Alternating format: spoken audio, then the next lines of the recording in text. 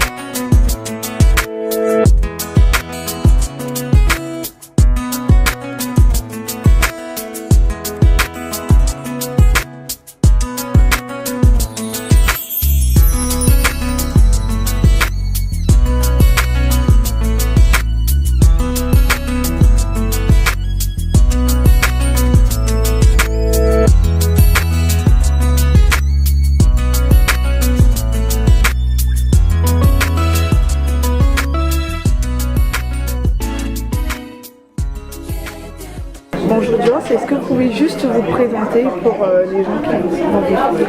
Donc, je m'appelle Joss Douzen, je suis congolais au carré, de Kiné de Brazza, et je suis auteur. J'organise des rencontres littéraires avec mon collectif qui s'appelle le collectif Palabre autour des arts, où depuis 5 ans maintenant, nous œuvrons à la promotion des littératures des Afriques. Justement, parlez-nous un peu du Palabre autour des arts. Qu'est-ce qui vous a lancé dans ce concept-là? Ce qui m'a lancé, c'est que personne ne le faisait, en tout cas pas assez de monde, et que nous avons une littérature qui a besoin qu'on la lise et qu'on en parle surtout.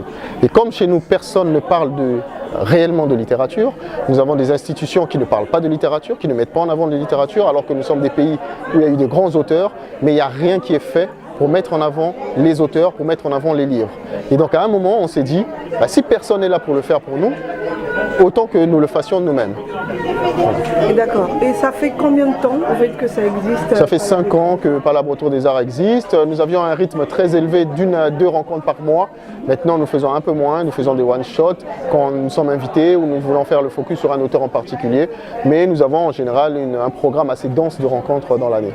D'accord. Et pourquoi vous avez réduit?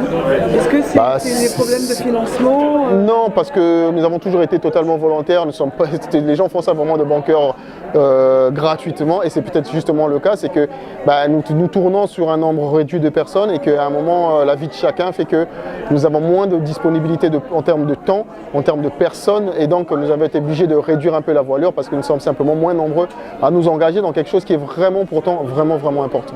Est-ce que vous envisagez de faire Palabre autour des arts en Afrique? On a été plusieurs fois sollicités là-dessus et derrière, il faut que les choses se mettent en branle. Comme j'ai dit, nous n'avons aucun moyen, nous faisons ça pour 0 € ou quasiment. On a eu à faire des rencontres à Genève, à Bruxelles, nous allons en province parce qu'il y a une médiathèque ou une bibliothèque qui veut que nous venions, que nous fassions une rencontre autour de livres et nous venons volontiers, nous sommes invités, nous venons volontiers, mais derrière il faut qu'il y ait des structures, il faut qu'il y ait des gens qui nous invitent. D'accord.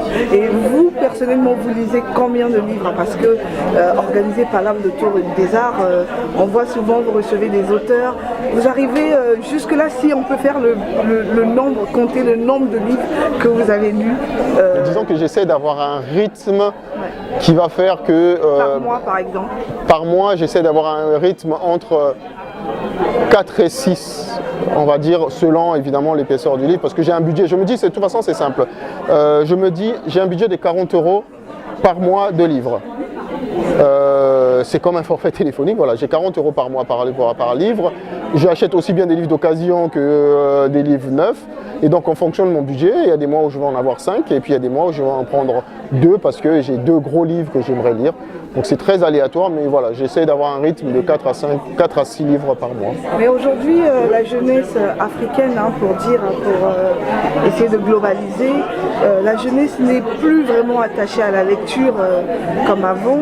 Quel est votre sentiment parce que justement, sur ce fait-là, je ne suis pas d'accord parce qu'il n'y a aucune jeunesse qui est majoritairement lecteur. Même en Europe où le taux d'alphabétisation est très élevé, les gens ne lisent pas spécialement de romans. Il y a toujours une frange limitée de gens dans un pays qui lisent réellement du roman et autres. Le vrai problème chez nous, c'est que cette frange-là, cette petite frange de gens qui voudraient lire, c'est pas accessible. Et puis il n'y a pas l'information, le livre n'est pas accessible parce que le livre est cher, parce que le livre n'est pas disponible dans nos pays. Et puis surtout, on n'entend pas parler. Moi, auteur congolais et beaucoup d'autres auteurs congolais qui publient des livres, au Congo, personne ne les connaît parce qu'il n'y a aucune action qui est faite pour les faire connaître.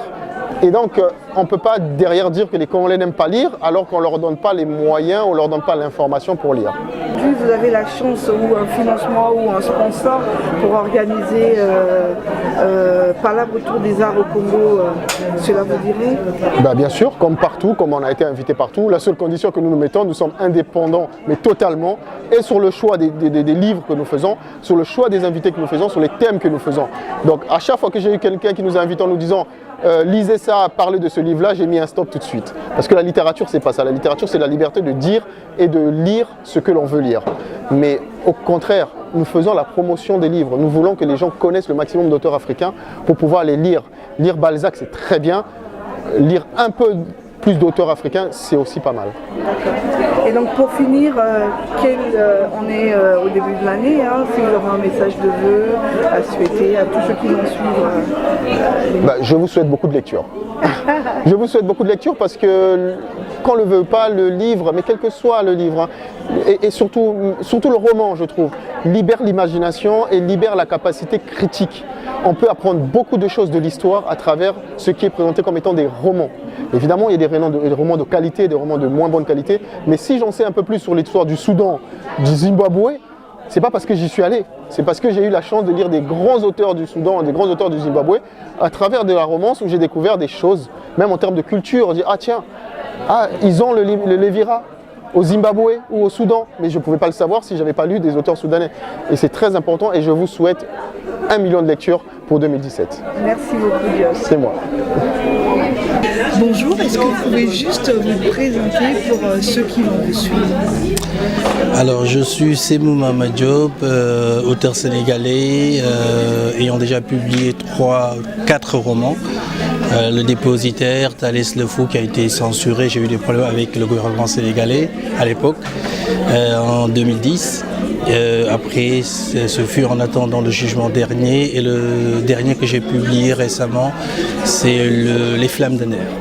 Et où trouvez-vous votre inspiration en fait, par rapport à vos livres? Parce que deux fois vous êtes très engagé, et où trouvez-vous l'inspiration? Alors souvent je m'appuie sur l'histoire. Si vous lisez tous mes romans, ils sont basés sur quelque chose qui a existé, des faits historiques.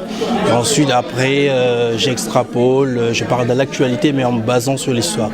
Parce que je pense que c'est en connaissant l'histoire qu'on arrive bien à comprendre les problèmes actuels, en tout cas les enjeux actuels, politiques ou économiques ou sociaux. Parlez-nous un peu de votre livre qui a été censuré justement en 2010. Pourquoi ce livre a été censuré? Alors, pour dire vrai, ce livre traitait de la situation sociale au Sénégal, mais le thème majeur c'était en fait l'immigration clandestine. Donc les gens qui prenaient des pirogues pour venir en Europe, et voilà, donc c'était un drame, et puis bon, on continue à voir que ça perdure. Mais j'ai pointé du doigt ce phénomène en disant que voilà, que nos politiques africains avaient une part de responsabilité là-dessus. Et plutôt, puisque je parlais du Sénégal, il était question bien sûr du gouvernement de l'époque de Abdoulaye Wade. Et bon, ils ont mal compris la chose, ou bien en tout cas ils l'ont interprété à leur manière et ils n'ont pas voulu que le livre soit entre dans le territoire sénégalais. Est-ce qu'aujourd'hui vous vous considérez comme visionnaire, parce que quand même vous avez parlé de ça en 2010, mais aujourd'hui on voit un peu la... Disons qu'on a une lecture de l'histoire et puis de l'actualité, parce que moi je me base aussi sur l'histoire. Hein. Les choses ont tendance à se répéter en fait. Donc souvent on se dit voilà, telle cause entraîne tel effet et dommage ça se passe. En Afrique surtout en tout cas, l'histoire a tendance à se répéter. Voilà, on voit que l'histoire balbutie et ça c'est dramatique. C'est parce que effectivement on ne tire pas les leçons de nos malheurs passés et tout cela. Et donc les choses perdurent, ce qui est vraiment dramatique. Et pour finir, je voudrais vous poser une dernière question. Quel est le rôle d'un auteur?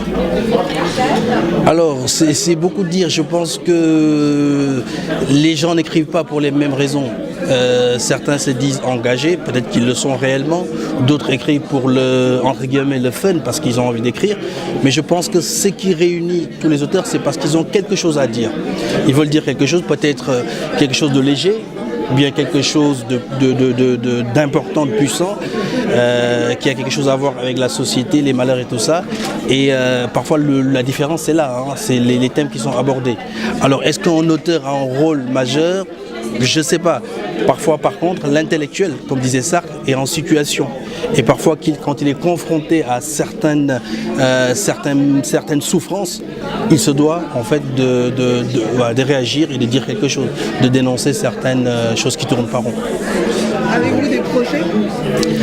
Prochain livre? Oui, un prochain livre qui est encore en cours. Bon, disons en maturation. Ouais. Bon là, je ne pourrais pas vous en dire grand-chose parce qu'on ne sait pas comment voilà, la trame, voilà, et est-ce que aussi ça sera accepté par les éditeurs. Donc voilà, je suis en train de l'écrire. Je connais plus ou moins comment ça va se passer, en tout cas en termes d'écriture, mais je ne sais pas quel avenir il aura ce manuscrit. En tout cas, merci beaucoup pour cet entretien. C'est moi qui vous remercie. Merci d'avoir suivi l'émission Genesis. D'ici là, portez-vous bien. À très bientôt. Ciao. Bye bye.